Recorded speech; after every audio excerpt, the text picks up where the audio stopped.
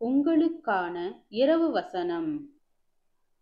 உனக்கு வீடு கட்டுவேன் என்று இஸ்ரவேலின் தேவனாகிய சேனைகளின் கர்த்தராய் இருக்கிற நீர் உமது அடியானின் செவிக்கு வெளிப்படுத்தினீர்.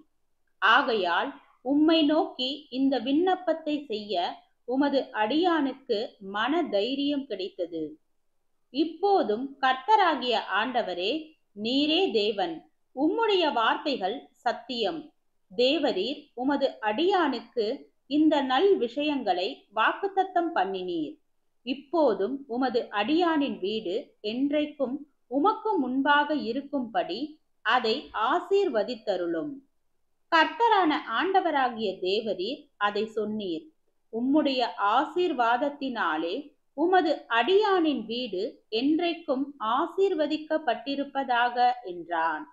2 சாமுவேல் 7வது அதிகாரம் வசனம் 27 முதல் 29 வரை.